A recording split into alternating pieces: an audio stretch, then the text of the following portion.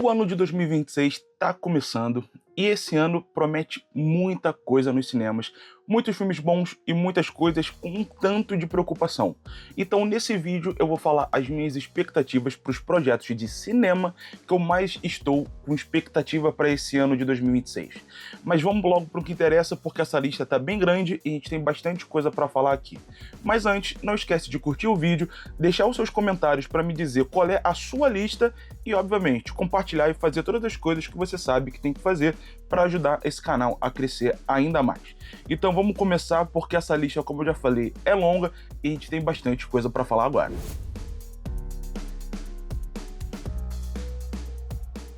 Vamos lá.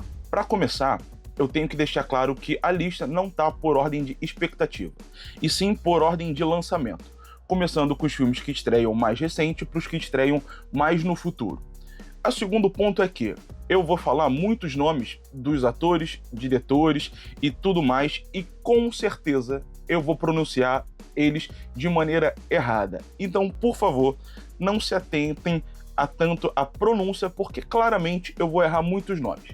Dito isso, vamos para o primeiro filme da lista, que é nada menos do que Alerta Apocalipse, que tem estreia prevista para 22/1. A sinopse diz o seguinte: a trama acompanha uma ameaça biológica catastrófica, um fungo altamente perigoso e de rápida mutação que escapa de uma instalação militar subterrânea secreta.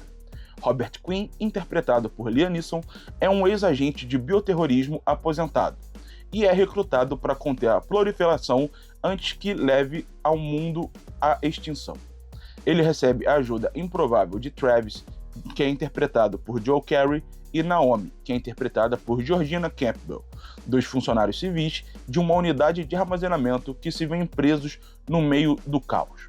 A direção fica por conta de Johnny Campbell e o roteiro fica por conta de David Koepp. O filme está marcado como comédia, terror e ficção científica e tem distribuição no Brasil pela Imagem Filmes. Pelo trailer, o filme parece ser extremamente divertido. E depois de Corra que a Polícia Vem Aí, eu criei uma necessidade de ver Liam Neeson fazendo comédia. Então, com esse elenco que me parece muito carismático e nessa proposta que me parece ser muito divertida, e, obviamente, a temática zumbi não podia faltar nessa lista. Então, esse é o primeiro filme de 2026 que eu tô com expectativa para ver, porque eu acho que vai ser extremamente engraçado e tem tudo para ser uma excelente opção nessas férias. O segundo filme da minha lista é Marte Supreme, que também tá com a previsão de estreia para o dia 22/1. A sinopse diz o seguinte: o filme é uma comédia dramática esportiva ambientada na Nova York dos anos 1950. Levemente inspirada na vida de Marty Riesman. A trama segue Marty Mauser, Timothée Chalamet, um jovem talentoso, porém egocêntrico e trapaceiro, que trabalha em uma loja de sapatos enquanto tenta se tornar uma lenda do tênis de mesa. Desesperado por reconhecimento, ele embarca em uma jornada caótica que envolve apostas, viagens internacionais e confrontos com rivais para provar que é o melhor jogador do mundo. A direção fica por conta de Josh Safdie, que assina o roteiro junto com Ronald Bernstein. O gênero é drama e esporte e a distribuição no Brasil fica por conta de Diamond Films. Além desse filme ser o mais caro da A24, tendo em vista de 60 a 70 milhões de investimento na produção, esse é o filme que trouxe o Timothée Chalamet a concorrer ao Globo de Ouro desse ano e que está sendo cotado para ser uma das apostas do Oscar de melhor ator também. Então, ter essa possibilidade de a gente estar vendo a melhor atuação do Timothée Chalamet, que eu já acho que é um excelente ator, me faz muito querer ver esse filme. Além do fato de que, pelo que a gente pôde ver nos trailers e nessa sinopse, o filme parece muito bem amarrado e com muitos elementos que tem tudo para ser um dos grandes filmes desse ano, e por isso ele também está na minha lista de expectativas de 2026. O terceiro filme já é um pouco diferente desses dois que a gente já falou até agora, que é Um Cabra Bom de Bola, com estreia prevista para 12/2. A sinopse diz o seguinte: situado em um mundo habitado apenas por animais, a história acompanha Zeca Brito, ou Will na versão original, um pequeno bode com sonhos gigantescos. O protagonista recebe a chance da vida de juntar-se a um time profissional de berrobol, ou Horball, de acordo com a versão americana. Um esporte de alta intensidade e contato total, dominado por animais ferozes e muito maiores que ele. A direção fica por conta de Terry Gilroy, não sei pronunciar esse nome, e Adam Rosette. O roteiro fica por conta de Aaron Buscambal, Ted Riley e Chris Stokes. O gênero é animação, comédia e esporte, e a distribuição é pela Sony Pictures. Essa é uma animação que me chamou bastante atenção pelo seu estilo de desenho mesmo. Ele tá me lembrando bastante o que a gente pôde acompanhar em Homem-Aranha através do Aranhaverso, e principalmente o estilo de Tartarugas Ninja Caos Mutante, que por sinal é uma das minhas animações favoritas nesse sentido de desenho. Inclusive, esse desenho lembrar bastante Homem-Aranha é porque ela é feita pelas mesmas pessoas que fizeram Homem-Aranha através do Aranhaverso e Guerreiras do K-Pop, o que por si só já é uma excelente carta de entrada para essa história e que faz eu ter bastante atenção, porque eu gosto muito desse estilo de animação. Além disso, esse filme ele tem uma pegada bastante marcada de basquete e ele traz Stephen Curry na produção. Se você não conhece Stephen Curry, ele é um dos grandes jogadores de basquete da atualidade, e ter ele envolvido nesse projeto me faz crer que terá muita coisa do basquete nesse filme, o que me interessa também. Além do fato da versão americana ter Caleb McCauley, de Stranger Things, o Lucas, como protagonista. E como ele trata de esporte, é um filme de comédia e com essa animação muito bonita, imagino que ele também vai trazer uma mensagem muito positiva para as crianças. E não vejo a hora de poder assistir e trazer a crítica aqui para vocês, porque eu acho que esse filme tem tudo para surpreender. E, cara, a animação sempre é uma parada que me pega muito. E por incrível que pareça, eu gostei muito do trailer, achei muito legal. Então ele também entrou para minha lista de expectativas de 2026. O quarto filme da minha lista é Velhos Bandidos, com previsão de estreia para 5/3. Esse é um filme nacional que tem como sinopse o seguinte: o longa segue o casal de aposentados Marta, interpretado por Fernanda Montenegro, e Rodolfo, interpretado por Ari Fontoura, que decidem planejar um assalto a banco audacioso. Para executar o plano perfeito, eles recrutam e, em certos momentos, forçam a ajuda de um casal de jovens assaltantes, Nancy, que é interpretada por Bruna Marquezine, e Sid, que é interpretado por Vladimir Brista. O maior obstáculo do grupo é a perseguição obstinada do investigador Oswaldo, que é interpretado por Lázaro Ramos. A direção é de Cláudio Torres, filho da Fernanda Montenegro e diretor de Um Homem do Futuro. O roteiro fica por conta de Cláudio Torres, Fábio Mendes e Renan Flumian. O gênero é ação, comédia e policial, e a distribuição fica a cargo da Paris Filmes. Além do óbvio elenco absurdo que inclui nomes como Ari Fontoura e Fernanda Montenegro, que por si só já é mais do que o suficiente para me fazer querer assistir esse filme, esse, teoricamente, é a despedida da Fernanda Montenegro dos cinemas. E ela tá fazendo um filme do filho dela, que claramente tá dando bastante papel de protagonismo para a mãe, e num gênero de comédia e ação com Vladimir Brista, Bruna Marquezine e Lázaro Ramos, que por si só já são 3 atores extremamente engraçados. E a gente também não pode esquecer do Ari Fontoura, que também é muito engraçado, além do fato dos 5 serem incríveis atuando, são excelentes atores. Então, ter um filme de comédia policial com uma história maluca, como um assalto de 2 idosos num banco com o Lázaro Ramos perseguindo eles, deve ser uma parada extremamente engraçada. E é bom sempre lembrar que a gente está falando da Fernanda Montenegro. Se ela aceitou fazer esse filme tem alguma coisa diferente. Não é porque é só o filho dela que ela aceitaria fazer qualquer coisa. Então, eu acho que a gente tem uma parada muito grandiosa para chegar, e com certeza eu quero ver esse filme na melhor sala possível, no melhor som, e óbvio, vai ter crítica para você. Na real, vai ter crítica de todos esses filmes aqui para vocês, a não ser que alguma coisa muito grave aconteça. Mas a princípio, todos esses filmes vão ter crítica aqui no LZ. O quinto filme da minha lista é Devoradores de Estrelas, com previsão de estreia para o dia 19/3. A sinopse diz o seguinte: a trama acompanha Raylan Grace, interpretado por Ryan Gosling, um professor de ciências que acorda em uma espaçonave sem memória de sua identidade ou de como chegou lá. À medida que recupera suas lembranças, ele descobre que é a última esperança da humanidade para impedir a extinção da Terra, causada por uma substância misteriosa denominada astrofágicos, que está drenando a energia do Sol. Sozinho, em uma missão desesperada, a anos-luz de casa, ele precisa usar todo o seu conhecimento científico e contar com uma amizade inesperada para salvar o sistema solar. A direção é de Phil Lord e Christopher Miller e o roteiro fica a cargo de Drew Goddard, indicado ao Oscar pelo roteiro de Perdido em Marte. O gênero é ficção científica e a distribuição é feita pela Sony Pictures. Esse é um dos grandes filmes desse ano. A projeção que esse filme tem tido, tanto no cenário internacional quanto no cenário nacional, é que esse é um dos grandes cotados para a premiação do Oscar do ano que vem. Ele está com a promessa de ser o grande filme de ficção científica de 2026, com atuações belíssimas de Ryan Gosling e um roteiro extremamente cuidadoso e muito bem adaptado do livro Project Hail Mary, que por sinal é o título original do filme também. Esse livro ele foi escrito por Andy Weir e publicado em 2021. E o próprio escritor também está trabalhando junto com o roteirista nessa adaptação, e ele também é o autor de Perdido em Marte. Então a gente já teve uma excelente parceria dos dois no roteiro de Perdido em Marte, então a gente pode também esperar uma excelente participação dele nesse roteiro.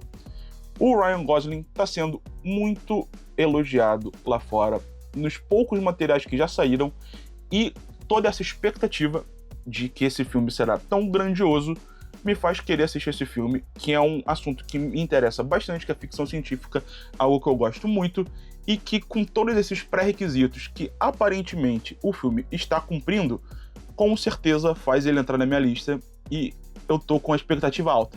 Então a chance de eu me decepcionar com esse filme é muito grande. O sexto filme dessa minha pequena lista é nada mais, nada menos que Super Mario Galaxy, o filme. A continuação do filme do Mario, que foi um excelente filme animado e uma das melhores adaptações de jogos que tivemos recentemente. Eu ainda acho Sonic melhor, mas isso não é o caso. A sinopse diz o seguinte: inspirado de 2 jogos de Super Mario Galaxy, o filme leva a aventura para outro nível. Após os eventos do primeiro filme, Mario e seus amigos precisam viajar pelo cosmos para enfrentar uma nova ameaça de Bowser, que agora conta com o auxílio de seu filho, Bowser Jr.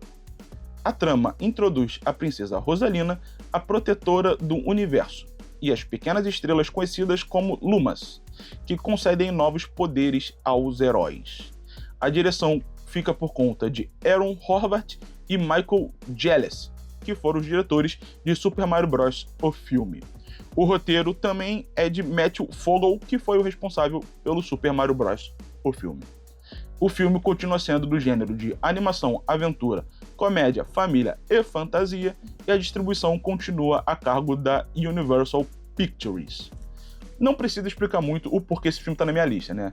Depois do primeiro filme de 2023, obviamente esse filme estaria na lista de qualquer pessoa que tenha assistido aquele filme e que tenha minimamente crescido jogando os jogos do Mario, que é um universo tão legal, tão grandioso e que teve uma boa adaptação nos cinemas. Então, o primeiro filme foi bom, o universo é grande e os personagens são interessantes, obviamente ele estaria nessa lista, sem contar que a animação é muito linda e a dublagem brasileira é excelente. Então, o mínimo que eu espero é o mesmo nível de qualidade na animação, que as vozes do primeiro filme voltem e que a história seja tão divertida quanto o primeiro. E eu acho muito difícil ele não seguir esses pré-requisitos, então tem tudo para ser um excelente filme e logo logo ele já estreia pra gente poder conferir. O sétimo filme da minha lista é O Drama, com previsão de estreia para 9/4. A sinopse é a seguinte: o longa é descrito como um romance psicológico com toques de humor ácido. A história foca em um casal interpretado por Zendaya e Robert Pattinson, que está profundamente apaixonado e nos preparativos finais para o seu casamento. A relação sofre uma reviravolta drástica quando segredos inesperados sobre o passado de ambos vêm à tona, colocando em xeque a confiança e o conhecimento que tinham um do outro às vésperas do grande dia. A direção e o roteiro ficam a cargo de Christopher Borgli e o gênero é comédia e romance. E a distribuição fica a cargo da Diamond Films.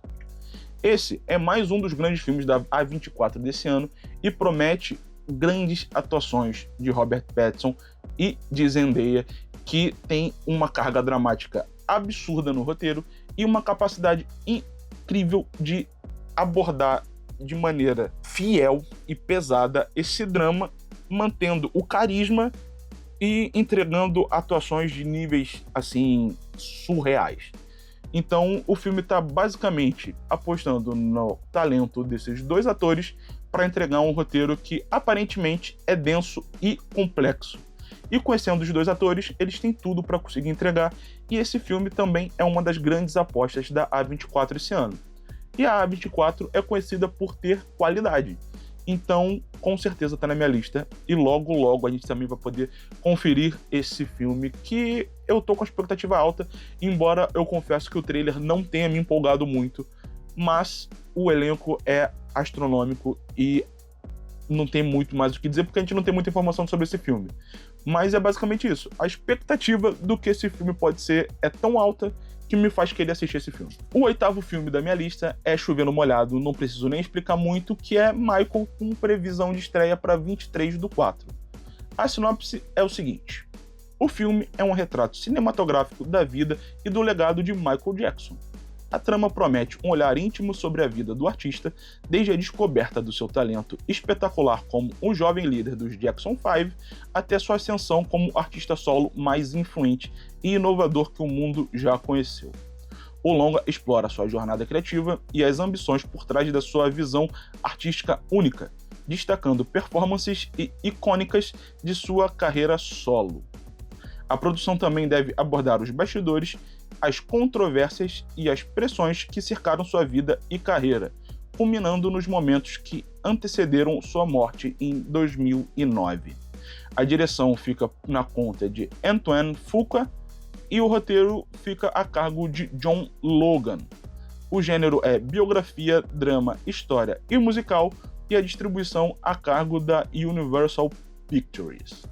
Não precisa dizer muito o motivo desse filme estar na minha lista ou na lista de qualquer pessoa que tenha escutado qualquer música do Michael Jackson ou que tenha assistido a qualquer show desse cara, que é simplesmente o rei do pop. Trazer um filme que promete abordar todos os assuntos da carreira dele, tudo que esse cara pôde mostrar em vida, todos os bastidores, ter de novo a possibilidade de ver o Michael Jackson em ação, mesmo que não seja exatamente o Michael Jackson, é incrível. E por si só já faria qualquer pessoa querer ir no cinema. Mas esse filme ainda tem um plus, que é: o protagonista vai ser feito pelo Jafar Jackson, que é sobrinho do próprio Michael Jackson e que fisicamente é muito parecido. E com a produção que teve esse filme de maneira absurda, fez ele ficar ainda mais parecido, o que chega a ser um pouco assustador de ver no trailer, porque você realmente está assistindo o Michael Jackson. E isso é algo extremamente difícil de se conseguir, e ter essa prata de casa para fazer esse filme, eu acho que faz com que a história fique mais pessoal e ainda mais bonita, e é o Michael Jackson, então não tem como não querer ver esse filme. Então ele também está na minha lista por um motivo simples: é o Michael Jackson. O 9º filme da minha lista é O Diabo Veste Prada 2, com previsão de estreia para o dia 1/5. Esse talvez seja um dos filmes mais nebulosos dessa lista, já que não tem muita informação sobre ele ainda, pelo menos não quando eu estou gravando esse vídeo. E a sinopse que a gente tem é a seguinte: a trama se passa anos após o original e reflete o declínio das revistas impressas diante do mundo digital. Miranda Priestley, interpretada por Meryl Streep, continua no comando da revista Runway, mas agora enfrenta o fim da sua carreira e a crise financeira no setor editorial. A reviravolta ocorre quando ela se vê obrigada a pedir ajuda à sua antiga assistente Emily, que é interpretada pela Emily Blunt, que agora é uma executiva de alto escalão e um poderoso conglomerado de luxo. Miranda precisa do orçamento de publicidade que Emily controla para salvar a revista, invertendo a dinâmica de poder entre as duas. A direção continua a cargo de David Frankel, que é o responsável pelo primeiro filme, e o roteiro fica por conta de Aline Brosh McKenna e Lauren Wisborg, que também foram os roteiristas do primeiro filme. O gênero é comédia e drama, e a distribuição é Disney. Então, como eu falei no início, esse filme é uma grande incógnita, porque a gente não tem muitas informações sobre o roteiro e sobre a história. Ao que tudo indica, os protagonistas vão ser a Meryl Streep e a Emily Blunt. Porém, não se tinha certeza se a gente ia ter o retorno de Anne Hathaway como a Andy nesse filme. Só que pelo teaser que saiu, a gente vai ter sim o retorno da Anne Hathaway. E pelas fotos que vazaram, ela está muito presente no filme. Só que as sinopses e as informações que a gente tem de roteiro não menciona ela em momento nenhum. Já em contrapartida, tudo que a gente tem não mostra a Emily Blunt. Então eu fico na dúvida. Ela realmente vai ser protagonista nesse filme? Ela vai ter um peso dramático ou narrativo importante nessa história? Ou essa história chegou a mudar e não é mais isso que a gente falou agora? Então, simplesmente pelo fato de ter Meryl Streep já me agrada, e ser uma continuação de O Diabo Veste Prada também me agrada bastante. O que a gente tem de certeza é que vai ter a Meryl Streep e a Anne Hathaway por causa do teaser e por causa de algumas fotos vazadas. Tudo indica que a Emily Blunt também vai voltar e que o Stanley Tucci também volta para esse filme. E eu tô empolgado para esse filme com o mínimo de expectativa, porque a gente ainda tá falando de Meryl Streep e Anne Hathaway, e eu vou dar o voto de confiança, pelo menos enquanto a gente não tem mais informação. Pode ser que mais pra frente esse filme perca o meu interesse? Pode ser. Mas acho muito improvável, então ele também entrou na minha lista, pelo menos por enquanto. O 10º filme é Mortal Kombat 2, com previsão de estreia pro dia 7/5. Pelo menos por enquanto, porque esse filme já mudou de data muitas vezes. A sinopse é a mais simples possível e diz o seguinte: a trama continua exatamente de onde o primeiro filme parou, com os campeões da Terra, liderados por Lord Raiden, buscando novos aliados para o próximo torneio. O foco principal será a introdução de Johnny Cage, o astro de Hollywood que se junta ao grupo para enfrentar as forças da Exoterra. O enredo explorará o torneio oficial de Mortal Kombat, com a ascensão de Shao Kahn como o grande vilão e a complexa relação entre Kitana e Mileena. A direção fica a cargo de Simon McQuaid, que foi o diretor do primeiro filme. O roteiro é de Jeremy Slater, que escreveu episódios de O Cavaleiro da Lua, e o gênero é ação, aventura, fantasia e ficção científica. A distribuição é da Warner Bros. Pictures e a classificação indicativa continua sendo 18 anos, o que é o mínimo que eu espero na franquia Mortal Kombat para poder vermos fatalities de verdade. Mas vamos lá. Por que esse filme está na minha lista? Sendo que o primeiro filme não é um dos meus filmes favoritos. Ele está nessa lista simplesmente porque é Mortal Kombat. E eu gosto de ver esses personagens que eu joguei a minha infância toda saindo na porrada em live action. Eu acho o primeiro filme um pouco estranho. Não gosto nada do Cole Young. Detesto esse personagem, não faz sentido nenhum ele tá ali. Mas eu gosto das cenas de luta. Eu gosto de poder ver poderzinho de mentira saindo na mão de adulto que finge ser bonequinho de jogo de videogame. Eu gosto disso tudo. A história, eu não tô nem aí. Eu só quero um motivo para ele sair na porrada. E esse filme vai trazer o Mortal Kombat em si. Coisa que eu achei que fosse ter no primeiro filme e não teve. Então, com a proposta desse filme realmente ser um Mortal Kombat, tem tudo que eu preciso para me interessar. Que é gente saindo na porrada e poderzinho voando pra um lado pro outro, nego explodindo, fatality. Então, a minha expectativa é essa. Não ligo pro roteiro. Eu espero que ele tenha um mínimo de construção para fazer o mínimo de sentido. Eu não quero nada absurdo, não quero nada elaborado. Eu quero bonequinho saindo no soco e nada mais. Então, a minha expectativa é a mínima possível para esse filme. E eu espero realmente não me decepcionar com ele. E por isso, ele tá na minha lista de expectativas para 2026. O 11º filme da minha lista nada mais é do que Mestres do Universo, com estreia prevista para dia 4/6. A sinopse é a seguinte: o filme reconta a origem de um dos heróis mais icônicos dos anos 80, com uma abordagem moderna e épica. A trama segue o jovem príncipe Adam, que cai na Terra em uma nave espacial e acaba separado de sua espada mágica. O único elo com seu lar, o planeta Eternia.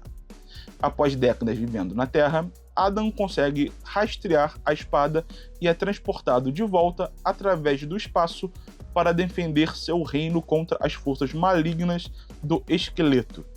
Para vencer, ele precisará descobrir os segredos do castelo de Grayskull e se transformar no lendário He-Man, o homem mais poderoso do universo.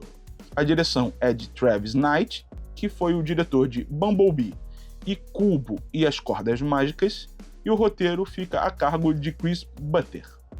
O gênero é ação, aventura, família, fantasia, ficção científica e a distribuição fica a cargo da Warner Bros. Pictures, e em alguns lugares internacionais a cargo da Amazon. É o seguinte, esse filme ele tem tudo para ser uma bomba. A história já foi adaptada anteriormente e não foi muito bem adaptada. É um universo mágico muito difícil de trazer para o mundo real e não é mais tão conhecido no mundo, para os jovens principalmente, o He-Man, e ele tem tudo para ser extremamente ridículo e galhofado. Porém, eu acredito fielmente que dá para fazer uma adaptação legal de He-Man, principalmente depois que teve a animação Mestres do Universo da Netflix, que a galera gosta de chamar de série do He-Man sem o He-Man, mas que eu acho muito divertida e muito boa escrita, muito bem escrita, e das fotos de bastidores que saíram do... Como é que é o nome do ator? Esqueci, calma aí. Do Nicholas Galitzine, que tá imenso para ser o He-Man. Então, pelo menos fisicamente, parece que ele vai entregar um Príncipe Adam / He-Man de qualidade. E pela roupinha que ele tá usando, que é aquela camisa rosa, eu acho que eles vão abraçar fortemente a galhofa e esse mundo de Eternia bem colorido e meio maluco. E nessa sinopse que diz que ele vai pra Eternia, no Eternia que vem pra cá, me faz acreditar que esse filme vai ter muito pouco tempo de planeta Terra. Fazendo uma analogia bem ridícula e meio safada, eu imagino que ele seja mais ou menos o que rolou com o filme do Shang-Chi. A gente vai ter um tempo dele na Terra para poder se habituar e trazer um pouco de veracidade à parada, e depois ele sai desse mundo convencional e leva para o mundo fantástico. Shang-Chi foi pro lado chinês da parada, um lado místico e uma cidade com dragão e essas porcaria toda. E eu acho que esse filme vai levar o Príncipe Adam pra Eternia, um negócio completamente colorido, aleatório, que é o que eu quero ver no filme. Então, ele entrou na minha lista de expectativas porque eu realmente acredito que dá pra fazer um filme desse e eu quero muito poder ver como vai ser essa estética. Se o primeiro trailer sair e for feio ou ficar visualmente esquisito, a chance da minha opinião mudar é imensa e esse filme rapidinho sai da minha lista. Mas eu ainda quero acreditar que vai ser um filme maneiro e que tem tudo para funcionar, então ele vai permanecer na minha lista até a segunda ordem. O 12º filme da minha lista é Todo Mundo em Pânico 6, com previsão de estreia para o dia 11/6. A sinopse é a seguinte: o roteiro foca em parodiar os grandes sucessos do terror pós-modernos e os blockbusters de suspense dos últimos anos. Filmes como Megan, Sorria, Fale Comigo, Five Nights at Freddy, Pearl e as novas sequências de Pânico e Halloween são alguns dos alvos confirmados para essa volta da franquia. A trama deve reunir um novo grupo de jovens enfrentando uma entidade sobrenatural que se comunica através de memes e redes sociais, subvertendo os clichês atuais do gênero. A direção fica a cargo de Michael Tidals e o roteiro fica por conta de Rick Alvarez, Kenan Ivory Wayans e Marlon Wayans. O gênero é comédia e terror e a distribuição é Paramount Pictures. Esse filme também tem um motivo simples para estar na minha lista. Embora os últimos filmes da franquia Pânico tenham sido um tanto quanto questionáveis, essa franquia ela é muito presente para quem cresceu no início dos anos 2000, que é o meu caso, que é um filme de comédia muito engraçado e muito marcado por fazer essas piadas com filmes de terror e trazer uma atmosfera muito específica de humor para uma geração que, pelo menos, tinha como característica não se levar tão a sério e poder brincar de uma maneira um pouquinho mais aberta do que a gente tem hoje em dia. Muito das piadas que a gente tinha nesse início dos anos 2000, hoje em dia não seriam tão adequadas. Porém, eu acho que tem como você atualizar esse estilo de humor para um politicamente correto que a gente tem hoje em dia, até por questão de convivência e de evolução como sociedade, que está faltando no cinema. Um exemplo prático disso é o novo Corra que a Polícia Vem Aí. Ele tinha piadas na época dos primeiros filmes que hoje em dia seriam completamente questionáveis e não entrariam num corte final, mas eles fizeram uma releitura que traz o mesmo estilo de humor, trazendo piadas que hoje passariam, que hoje funcionam, mas que não decepcionam no estilo de humor da franquia. E eu acho que Todo Mundo em Pânico tem exatamente o mesmo potencial. Além do fato de termos a volta dos irmãos Wayans na produção e roteiro e provavelmente no elenco desse filme. O que talvez vocês não consigam se recordar ou talvez não saibam, eles estavam na produção e envolvidos diretamente no roteiro dos 2 primeiros filmes de Todo Mundo em Pânico, o que para mim são os melhores filmes da franquia. Então poder ter esses caras de volta nesse estilo de humor me agrada muito. Então, quando a gente tem esses caras na produção e no roteiro, já tem um pezinho meu lá para querer assistir. Além de quando a gente fala de Todo Mundo em Pânico, a gente pensa rapidinho na Cindy Campbell e na Brenda Mix, que foram interpretadas pela Anna Faris e pela Regina Hall, respectivamente. E ao que tudo indica, elas também estarão de volta nesse novo filme. Obviamente, se a gente tiver o retorno desses personagens todos, eles não vão ser os protagonistas. Eles terão uma participação, talvez uma pontinha, uma piada, alguma coisa assim, mas o foco seria uma nova geração.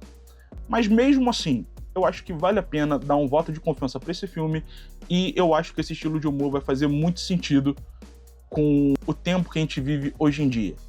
E considerando que a gente tem agora uma vasta gama de comediantes de TikTok e de influencers que a gente pode brincar, pode sacanear e que ao mesmo tempo pode trazer para o filme nas mãos dessa galera que está produzindo, dirigindo e escrevendo, eu acho que tem muita chance disso funcionar, sem contar que a gente tem grandes nomes no Saturday Night Live que também poderiam muito bem integrar esse filme, trazendo uma pegada mais contemporânea, que faz sentido com o roteiro, já que a gente está falando de um vilão que provavelmente vai se comunicar através de redes sociais, meme, piadinha de internet, então ter essa galera envolvida, de repente com seu próprio nome, é interessante pro roteiro, mas aí é uma expectativa muito específica que eu não quero entrar nesse assunto agora, porque a chance de ser completamente errado é imensa. Então vamos deixar pra ver o que acontece, porque esse filme tá na minha lista, e mesmo que saia um trailer que esse filme se mostre extremamente estranho e errado, eu vou querer ver com os meus próprios olhos para poder ter certeza, porque eu vou dar um voto de confiança independente do que esse filme me entregue de material daqui até a sua estreia. O 13º filme da minha lista é nada mais, nada menos que Toy Story 5, com previsão de estreia para o dia 18/6. A sinopse diz o seguinte: desta vez, o conflito central coloca os brinquedos tradicionais contra o avanço tecnológico. Woody, Buzz e Jessie e o restante da turma precisam lidar com a nova obsessão das crianças, os dispositivos eletrônicos, como tablets e smartphones, que estão substituindo o brincar físico. Além disso, o filme apresentará uma subtrama envolvendo um exército de 50 mercadorias defeituosas do boneco Buzz Lightyear, que ficaram presas em um modo de erro, servido como os antagonistas da história. A direção fica a cargo de Andrew Stanton, que foi o diretor de Procurando Nemo e Wall-E, e McKenna Harris. O roteiro fica a cargo do próprio Andrew Stanton, que foi o roteirista de todos os Toy Story. O gênero continua sendo animação, aventura, comédia, drama, família e fantasia, e a distribuição fica a cargo da Disney. Esse é outro filme poupa-tempo, né? A gente não precisa explicar muito o porquê de Toy Story estar na lista. A gente está falando de Toy Story, uma das principais animações do mundo, uma das principais animações da história, que vai ganhar mais um novo filme que eu acho que não precisava. Não precisava. Na verdade, eu acho que o 3 já não precisava. Eu tenho problemas sérios com a Bonnie, não gosto da protagonista nova, que é essa menininha enjoada, não gosto do final do 4, não entendo porque o Woody tá de volta, sendo que ele foi embora. Provavelmente eles vão fazer um retcon nessa burrada que eles fizeram, porém, a premissa desse 5 me agrada muito, que é falar sobre essa tecnologia nova, diretamente ligada às crianças e o novo modo que elas brincam e interagem com o mundo. Eu acho que tem muito assunto para se abordar nessa história. E falando de Toy Story e Pixar, eu acredito que tenha muito potencial de roteiro e que a gente provavelmente vai sair desse filme completamente destruído, que é o que eu espero quando eu tô falando de Toy Story, principalmente depois do 3, que é extremamente dramático, mesmo que eles terminem com a Bonnie, que pra mim fica um pouco chateado e me irrita um pouco. Mas isso é problema meu, não vamos falar disso agora. Continua a lista. O 14º filme é ninguém menos que Supergirl, com previsão de estreia para dia 25/6. A sinopse diz o seguinte: baseado na aclamada minissérie de quadrinhos de Tom King, o filme foge do clichê de história de origem na Terra. A trama acompanha Kara Zor-El, que, ao contrário de seu primo Superman, enviado à Terra ainda bebê, sobreviveu em um fragmento de Krypton, que se desprendeu do planeta. Ela viu todos ao seu redor morrerem de forma terríveis por 14 anos antes de chegar à Terra. Já adulta e endurecida por suas experiências, ela viaja pelo espaço ao lado de seu fiel cão Krypto e de uma jovem alienígena chamada Hut, em uma nova jornada de vingança e autodescoberta que atravessa diversas galáxias. A direção fica a cargo de Craig Giuseppe, que foi o diretor de Cruella e Eutônia, e o roteiro fica a cargo de Ana Nogueira. O gênero é ação, aventura e ficção científica, e a distribuição é DC Studios, Warner Bros. Pictures. Vamos lá, estamos falando da DC Comics.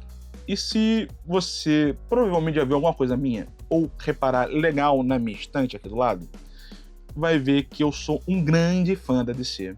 Então, qualquer coisa que a DC me entregue, sendo de material duvidoso ou não, eu vou querer assistir e criarei expectativas altas para ele. Considerando que esse filme é do DCU, que é um universo novo compartilhado da DC, já é outro motivo de eu querer ver.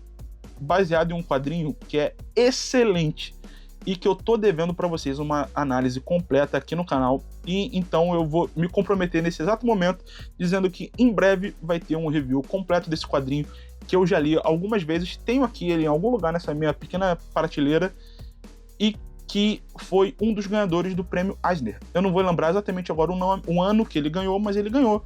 Então é uma excelente história, com uma excelente roteirista, que inclusive está trabalhando em outros projetos da DC no momento, e embora o James Gunn não afirme qual é, mas a que tudo indica seria o projeto dos Jovens Titãs, que eu não sei nem se está realmente sendo desenvolvido ou não, cada hora uma notícia sai diferente, e o diretor de Eutônia e Cruella, que são dois filmes que eu acho que são muito bons, cada um por um respectivo ponto. Eu acho que a dramática dos dois filmes são muito boas, a estética também é muito interessante, então esse filme tem tudo, literalmente tudo, para ser um excelente filme. Além disso tudo que eu já falei, a gente vai ter a Millie Alcock como a protagonista, que eu acho que combina bastante com essa nova faceta da personagem, que é essa personagem do Mulher do Amanhã, que ela é uma Supergirl um pouco diferente do que a gente acompanhou ou na série da CW, ou nas animações da Liga da Justiça e Liga da Justiça Sem Limites. Ela é um pouquinho mais quebrada da vida, ela é um pouquinho mais durona, e eu acho que a Millie Alcock combina muito com essa personagem.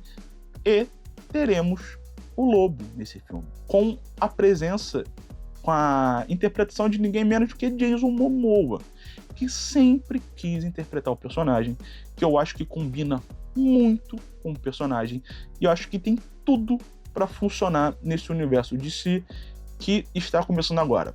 Então não tem como esse filme ficar fora da minha lista com todos esses aspectos.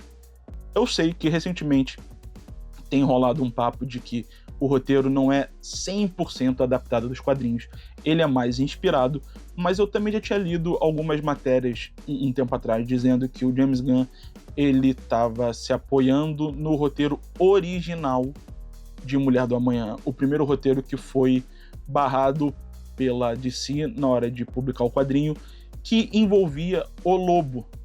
Por isso que na história original a gente não tem o Lobo, nesse filme a gente vai ter. Então, considerando que ele não vai seguir exatamente o quadrinho que a gente tem acesso, mas que foi o roteiro original, que gerou o quadrinho que a gente tem acesso, eu acho que essa história tem tudo para ser excelente.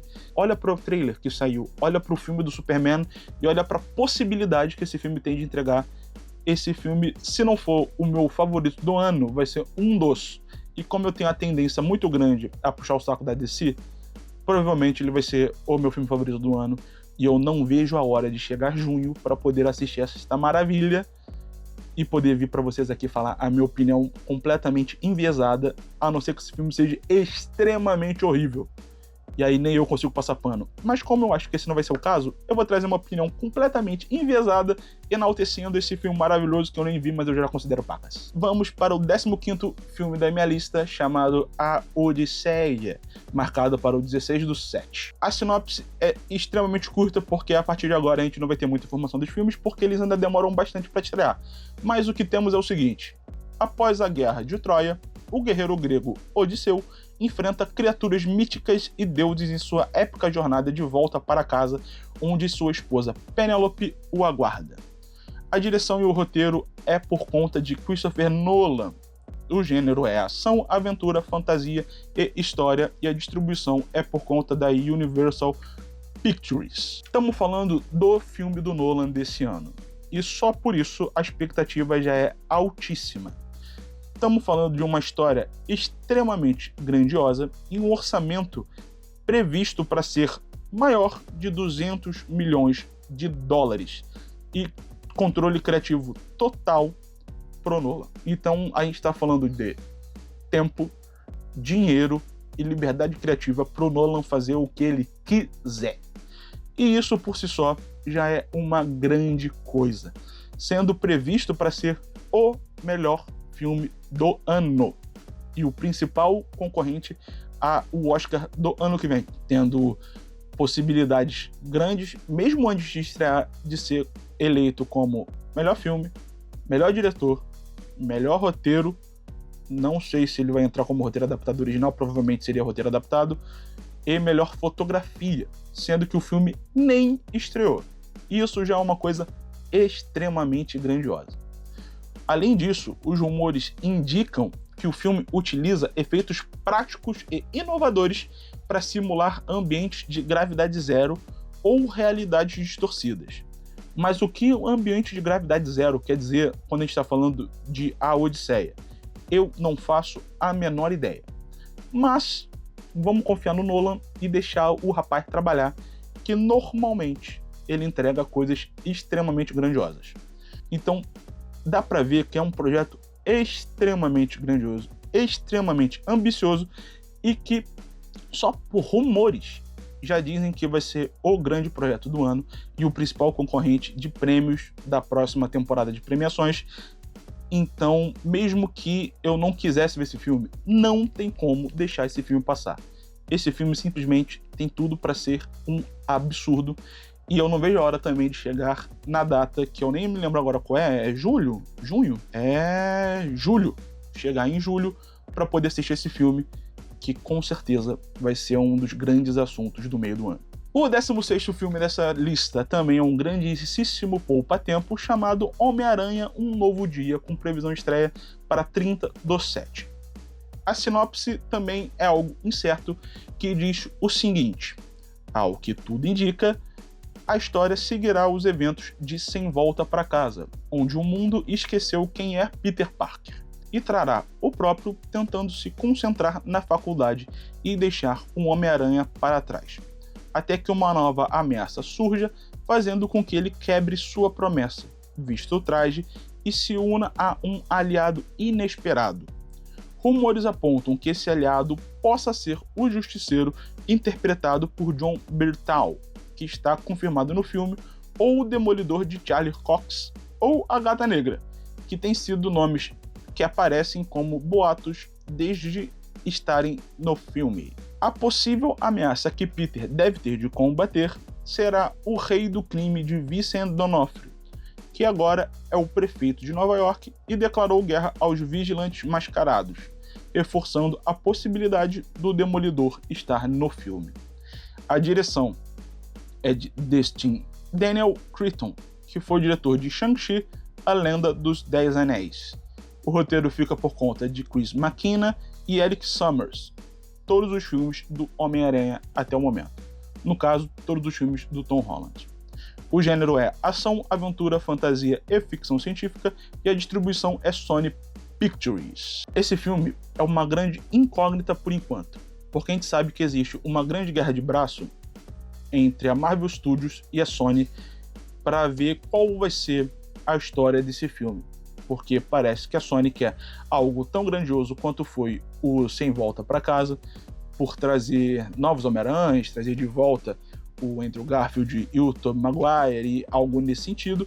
Já a Marvel quer algo um pouco mais centrado na sua história, pé no chão, sem viajar muito, trazendo uma história simples e tranquila para o Homem-Aranha, né? Então a gente não tem certeza quem ganhou essa briga.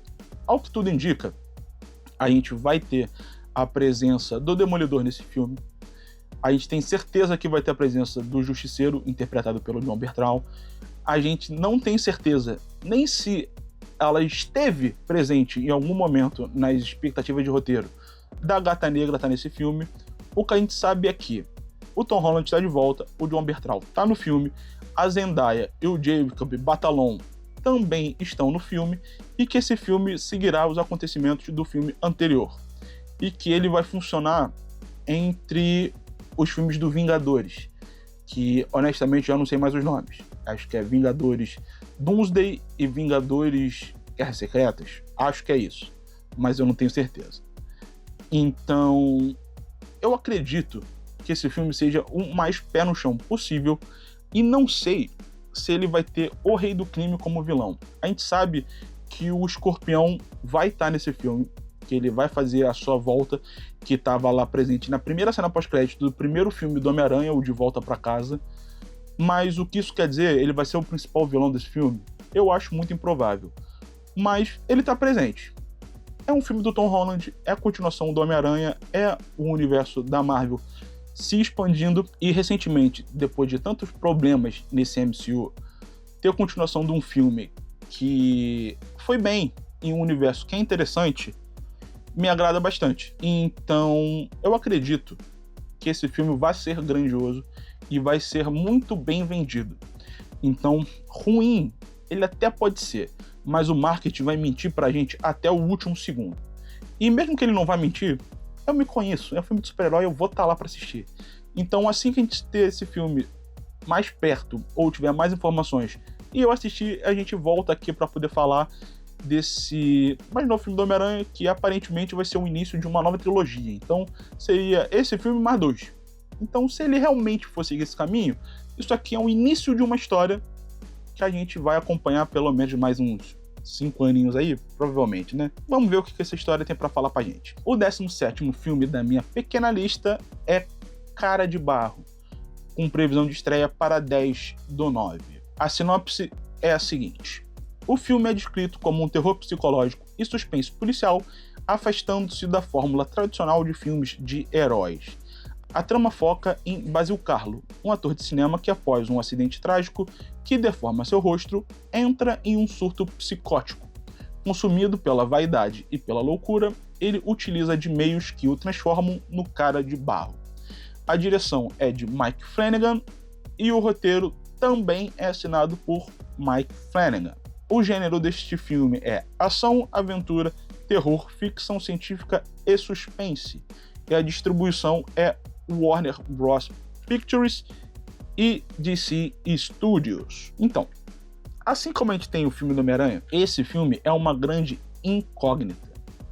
Não se tem muita informação oficial sobre essa história e, principalmente, se esse filme vai fazer parte do DCU ou não.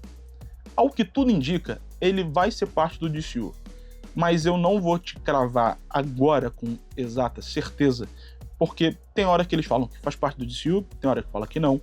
O James Gunn tem hora que fala que faz parte, tem hora que o James Gunn não confirma. Então, eu não tenho certeza. O que a gente sabe é, esse filme vai ser um filme de terror. O que pra mim é um grande problema, porque eu não gosto muito de filme de terror. Mas a gente tá falando de um filme de terror dentro do nicho Batman.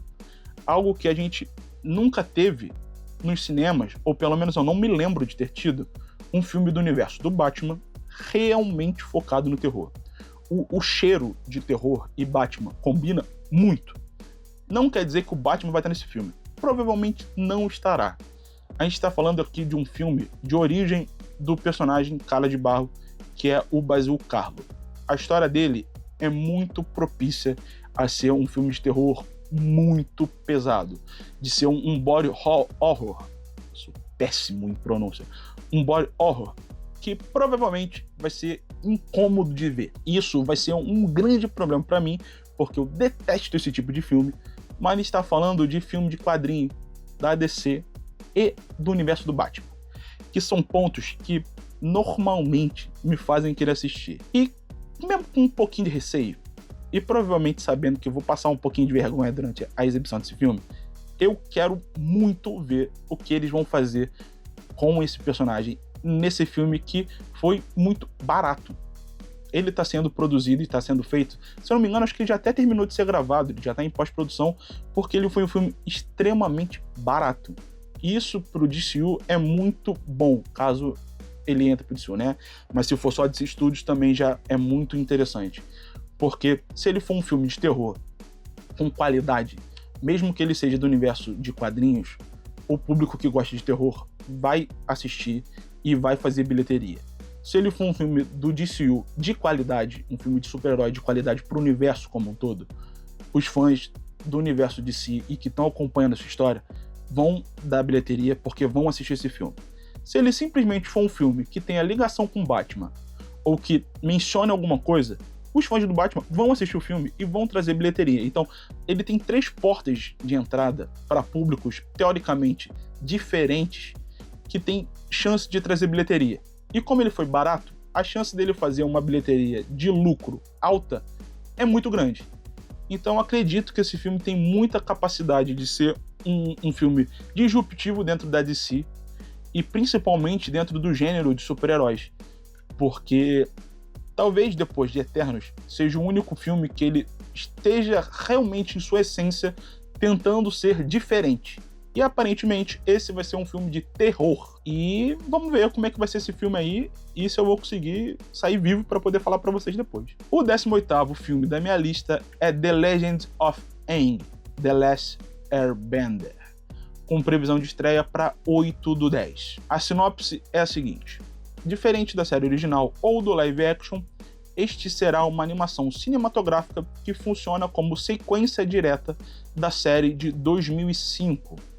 A trama salta no tempo e apresenta Aang, Katara, Sokka, Zuko e Toph como jovens adultos, na faixa dos 24 a 30 anos de idade, tendo foco na reconstrução do mundo após a guerra contra o Senhor do Fogo, Ozai. Aqui veremos os desafios de Aang em manter a paz enquanto lida com as responsabilidades de ser o Avatar e o último dobrador de ar. A história explorará a fundação da Cidade República e aprofundará o relacionamento entre Aang e Katara.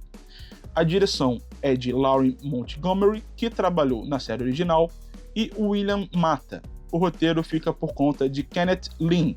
O gênero é animação, ação, aventura, família, fantasia e mistério, e a distribuição fica a cargo da Paramount Pictures. Como um grande fã da série Avatar, da animação original, A Lenda de Korra eu gosto, mas não sou tão fã assim. Era algo que todo o fã queria ver, que é o Aang sendo o Avatar. O que aconteceu depois que ele derrota o Senhor do Fogo Ozai? Quando a série acaba, a gente entende que o arco da série é literalmente a construção dele se tornar o Avatar e derrotar o Senhor do Fogo. E isso é incrível, é muito legal. Mas não ter um vislumbre do que aconteceu depois é muito triste. E aí quando a gente pula para a série seguinte, que é o Avatar, A Lenda de Korra, por mais que a série seja interessante e traga novos conceitos e novas informações e tudo mais de maneira satisfatória, o fato dela existir obriga o Aang a estar morto. E quando você passa 3 temporadas assistindo o moleque virar Avatar e ele te dá uma série seguinte, que é exatamente depois que ele morre, você fica com um gostinho de, puxa vida, eu queria ter visto mais do Aang. E não dá pra ver mais do Aang. Então você se contenta com a possibilidade de ver os demais personagens.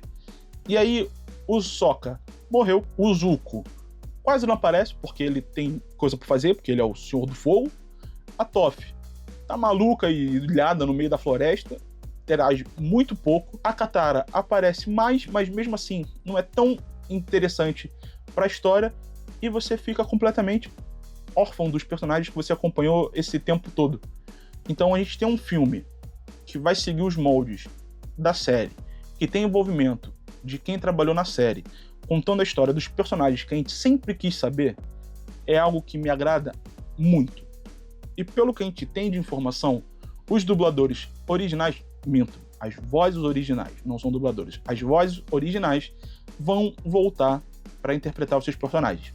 Então o mínimo que eu espero é que o elenco de dublagem da animação também volte. A gente, além de ter o retorno dos personagens e tudo que a gente acompanhou desde lá de 2005, a gente também tem o retorno sonoro que vai trazer essa familiaridade pra gente aqui no Brasil. Então, eu tô com a expectativa muito alta para esse filme, pela possibilidade do que ele pode me trazer de história, mesmo que eu não saiba exatamente o que eu quero ver. Não sei se eu quero ver problemas conjugais do Aang e da Katara. Não sei se eu quero ver outra guerra acontecendo, algum problema grandioso. Talvez eu queira só ver eles interagindo no mundo. Já tiveram muitos problemas. Eu só quero um filme divertido.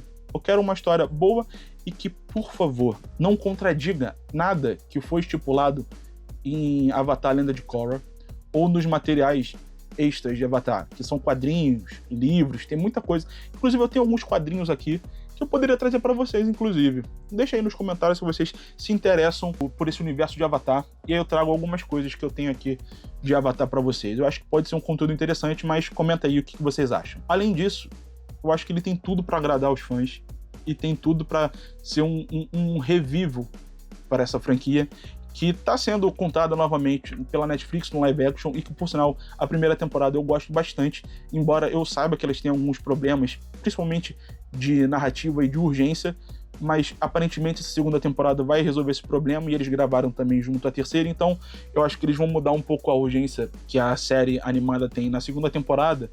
Acho que eles trouxeram um pouco para a primeira, e o salto temporal vai ser agora, mas isso não vem ao caso, já é sobre o live action, é outro assunto, a gente fala disso depois.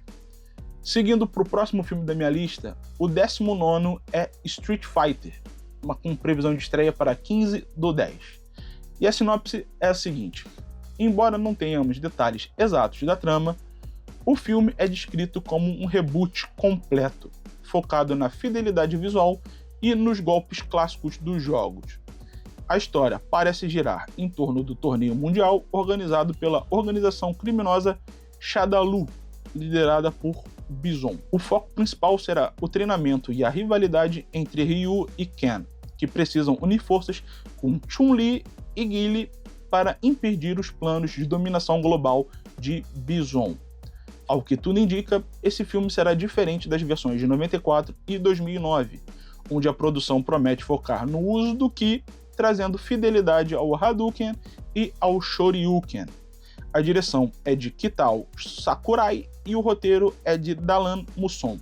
O gênero é ação e drama, e a distribuição fica a cargo de Sony Pictures. Esse é um filme que tem uma familiaridade muito grande com o Mortal Kombat, por exemplo. Eu não espero uma grande história, um grande roteiro, com grandes plot twists e amarrações e tudo mais.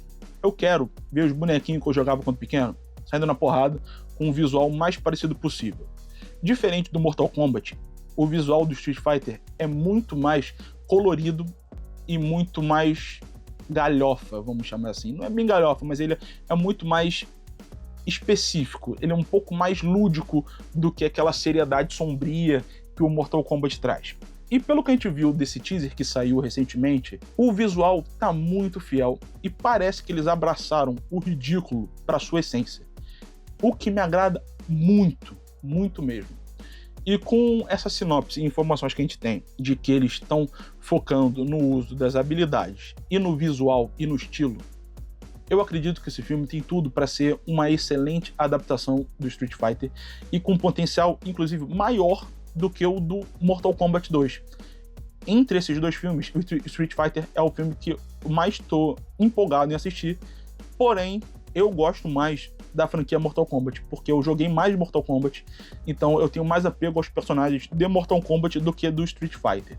Mas pelo que a gente tem de informação e de trailer, até agora, Street Fighter tá com larga vantagem e com certeza é um dos filmes que eu tô com expectativas altas para assistir, principalmente porque o trailer fecha com o Ken batendo no carro. E se eles estão trazendo esse nível de detalhe para algo tão específico e um tanto quanto ridículo do jogo, eu não espero nada menos do que fidelidade e respeito pela franquia. Então, a minha expectativa tá alta e eu não vejo a hora de poder ter mais trailer para poder falar sobre Street Fighter. Que eu sei que teve algumas polêmicas por causa de visual e tudo mais, mas eu gostei, tá? Eu gostei da grande maioria do que a gente pôde ver, mesmo que tenha uma coisa ou outra ali que eu acho que poderia melhorar, mas vamos falar disso mais especificamente quando a gente tiver mais informações sobre Street Fighter. O 20º filme da minha lista é Jumanji 4 ou 3. É meio confuso a questão da numeração. Com certeza ele vai ganhar um subtítulo, mas por enquanto não tem. Então vamos considerar como Jumanji 4. Porque, se você não sabe, o filme de 95 faz parte desse universo. Então ele conta. A previsão de estreia é para 11/12.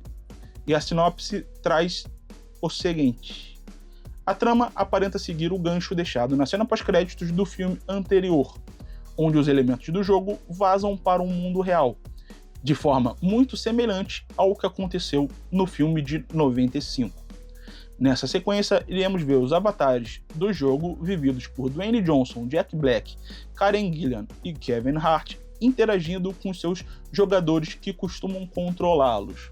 Ainda não se tem certeza se Nick Jonas e Aquafina também retornarão nesse filme, mas tudo indica que sim. A grande questão do filme será descobrir como reverter a fusão entre as duas realidades antes que o jogo consuma o planeta. A direção fica a cargo de Jake Kasdan, o diretor dos dois novos filmes de Jumanji, e o roteiro fica a cargo de Jeff Pinker e Scott Rosenberg, que também foram os roteiristas dos dois filmes recentes de Jumanji.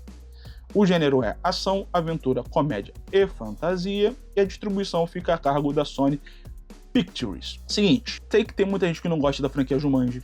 Eu acho que a franquia ela é muito divertida, muito engraçada e soube adaptar a sua nova versão para os jogos de videogame. Eu acho que eles conseguiram traduzir o espírito que era Jumanji do jogo de tabuleiro do filme de 95, protagonizado por Robin Williams, para uma versão mais moderna que consegue conversar muito bem com a juventude, ou independente do que você queira chamar, para o estilo de jogo de videogame. Eu gosto que eles não trouxeram o jogo para fora do mundo, levou a gente para dentro do jogo, o que dá uma possibilidade visual muito mais grandiosa e muito mais bonita, mas que eles finalmente vão fazer o mundo vir de volta para o mundo de Jumanji, vir para nossa realidade, fazendo referência direta ao clássico de 95 e que tudo indica que vai ter também bastantes homenagens ao Robin Williams. Tem gente que diz que alguns personagens vão retornar. Se eu tiver que chutar, eu chuto na Kristen Dunst, que ela interpreta a menininha do primeiro Jumanji, que claramente eu não vou lembrar o nome, mas que poderia realmente voltar nesse filme agora, fazendo uma ponte, alguma coisa assim, alguma referência, já que infelizmente a gente não tem a possibilidade do retorno do Robin Williams. Mas eu acredito que a gente tem uma possibilidade muito grande de poder ver os personagens desse jogo de videogame interagindo no mundo real, que a gente vai ter pela terceira vez seguida uma nova interpretação desses personagens, já que no primeiro filme eles são jogados por uma gama de personagens, né? uma gama de usuários, e no segundo são outros usuários que usam os personagens, e agora a gente vai ter a própria personalidade de cada um deles, o que me agrada muito e me dá uma possibilidade de interação muito divertida. Além disso, eu acho que tem tudo para ser um filme engraçado, um filme provavelmente mais barato, já que a gente não vai precisar tanto de computação gráfica para trazer os elementos, vai trazer para o mundo real, mas eu espero uma escala muito grande de acontecimentos. Esse filme está sendo rodado agora, algumas coisas já vazaram e a gente pode ter certeza que esse filme vai ser um dos grandes do final do ano e que vai ter bastante publicidade e bastante material para a gente poder debater e falar futuramente. Fechando a minha lista, essa minha pequena lista, temos Duna Parte 3, que tem previsão de estreia para dia 17/12. A sinopse traz o seguinte: a trama se passa 12 anos após o final de Duna Parte 2. Paul Atreides, Timothée Chalamet, agora é o imperador do universo conhecido, mas seu reinado é marcado por um conflito religioso sangrento em escala galáctica. O enredo foca no dilema moral de Paul, que tenta impedir o destino terrível que suas visões previram, enquanto enfrenta conspirações internas e o surgimento de novos inimigos. Shani, interpretada por Zendaya, terá um papel central apresentando a resistência emocional e ética do poder absoluto de Paul. A direção é novamente de Denis Villeneuve e o roteiro é de Frank Herbert, Jon Spaihts e Denis Villeneuve. O gênero é ação, drama e ficção científica e a distribuição é Warner Bros. Pictures. Esse é outro filme poupa-tempo. Se você assistiu os 2 primeiros Duna, sabe que a gente está falando de uma possibilidade imensa de qualidade. Para mim, os 2 primeiros filmes são excelentes. Não tem praticamente nada de errado. E eu não estou falando em relação ao material original, não. Eu estou dizendo em relação a filme mesmo. Eu acho o filme simplesmente incrível. Gosto muito dos personagens, das atuações que eles entregaram. E acredito que esse Duna Parte 3 tem a chance de ficar ainda melhor, já que, teoricamente, a história que a gente acompanha nessa terceira parte é algo um pouquinho mais pesado, um pouquinho mais político e dá chances maiores do Timothée Chalamet brilhar ainda mais. Coisa que eu já acho que ele fez absurdamente no Parte 2, mas que tem escala para crescer ainda. A gente vai ter a presença da Anya Taylor-Joy como a irmã do Paul Atreides e a inclusão de Robert Pattinson, que eu ainda não sei quem ele é, mas são 2 excelentes atores que vão agregar muito nesse filme e que podem ajudar ainda mais a essa história ficar grandiosa e fazer com que Duna se torne cada vez mais uma das grandes expoentes do cinema e da ficção científica como um todo. Eu confesso para vocês que o livro que esse filme está se baseando eu não li ainda, porque Duna é uma parada muito grandiosa, muito complexo de ler, não dá para ler de qualquer forma, tem que ler com um pouquinho de atenção, e eu sou lento para ler.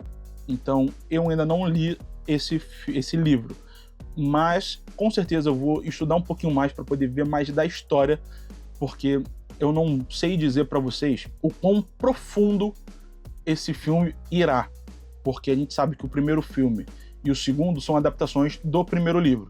Então eles conseguiram dividir a história em partes, que pra mim é excelente, porque o livro realmente é muito grande, e se eles contam tudo em um filme só, ia ficar muito confuso. Mas esse eu não sei se eles vão adaptar tudo em um filme só, ou se vai dividir. Eu tenho uma noção da história, mas eu não sei quão grandiosa ela seria para um filme só.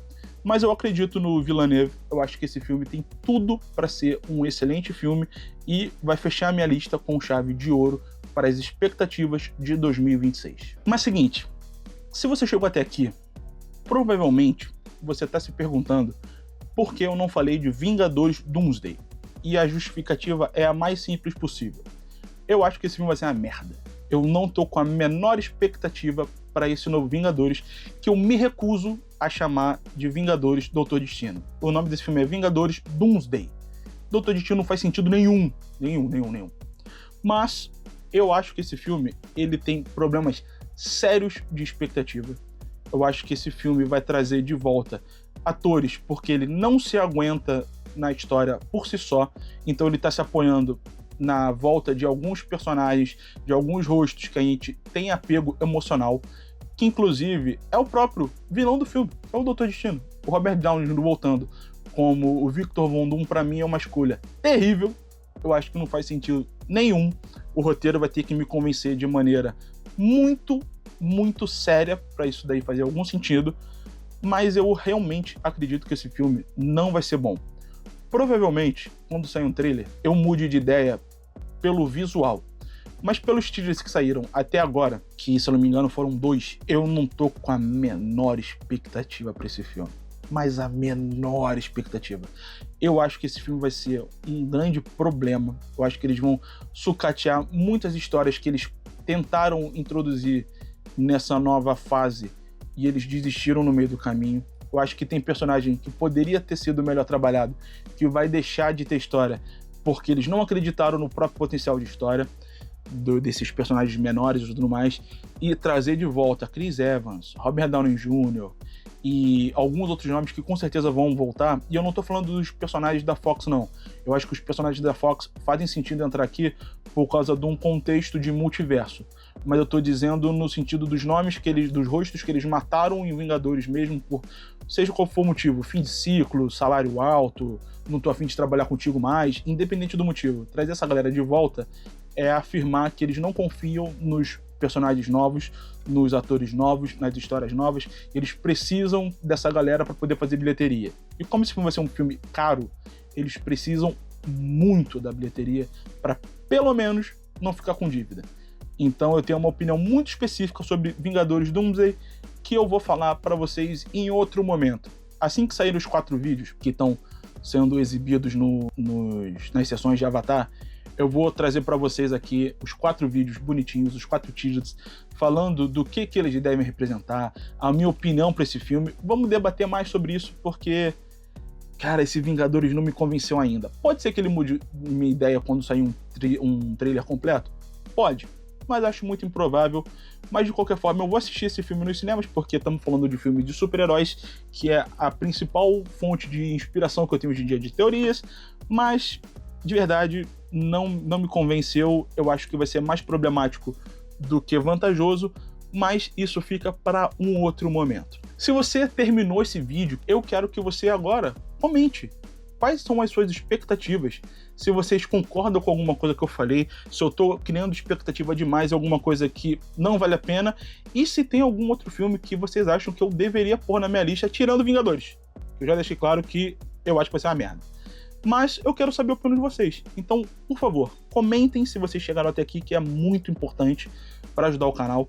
Curte esse vídeo, compartilha, indica para as pessoas, fazem todas as coisas que vocês sabem que tem que fazer e não se esquece de se inscrever, que isso também ajuda muito. Eu não sei se eu já falei isso aqui agora pedindo, mas, por favor, faça tudo isso que ajuda bastante o LZ, principalmente nesses vídeos muito longos que não são o comum do canal. Por hoje é isso, a gente se vê num próximo vídeo. Até mais.